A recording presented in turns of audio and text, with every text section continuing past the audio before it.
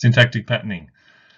So you think of sentence level. Listing is the easiest one. Students may bring into the exam pens, pencils, clear water bottle, clear pencil case, and a dictionary. So it's just listing. You can see the purpose of it, but it's syntactic patterning because the sentence is structured in a very clear way.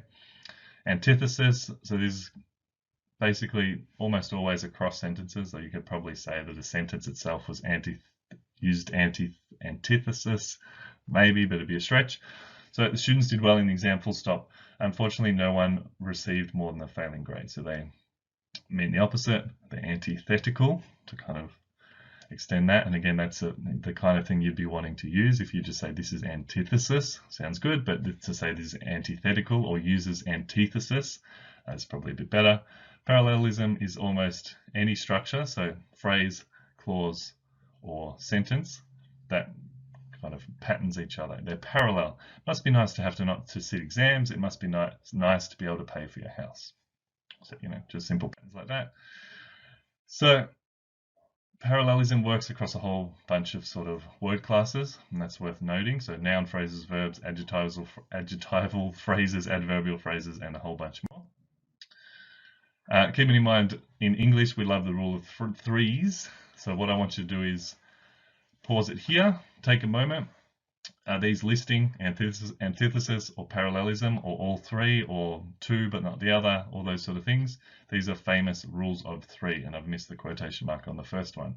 You could even write them out, but keep in mind in English we love a pattern of three. And if you want to really show off, you could even say whether they're nouns, verbs, adjectives, or adjectival phrases, or some other thing that are being compared or contrasted. All right, according to me, these are my answers, though I am willing to be proven wrong. But you can see typically we've got a lot of listing and a little bit of parallelism when they're the same, and a very rare antithesis like stop, look, and listen. You could probably say that they're parallelism. Again, willing to be convinced otherwise. All right, so then I've got 5 examples here again. I want you to pause it in a moment. So tell me, is it phrase, clause, or sentence that is parallel, listing, or antithesis?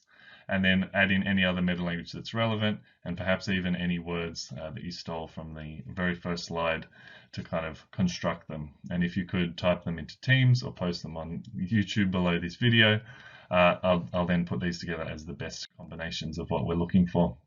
So your goal is to you're aiming for, let's say, more than 3 meta language elements in one, exploring each of these very short examples.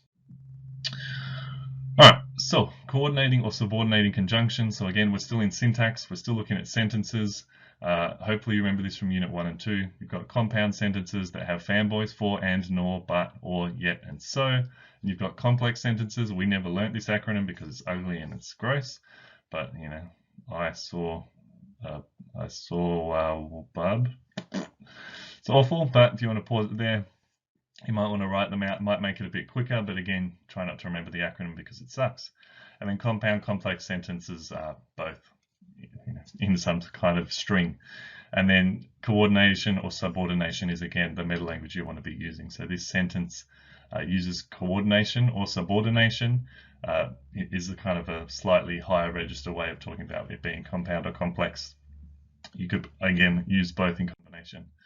All right, normalization is something that we talk about in mainstream English a lot and academic writing especially.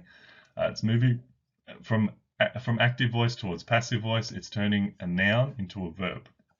So usually from an active verb or adjective and turn them into something more closely resembling an abstract noun. So he kicked is a verb, kicked is being the verb, and kicking is more of a noun, almost an abstract noun as well. Like there was a kicking, whatever that means. He was uncertain becomes there was uncertainty present. So you can see how it's sort of removing the actor, it's becoming an agentless passive almost. And the author wrote becomes the author's depiction.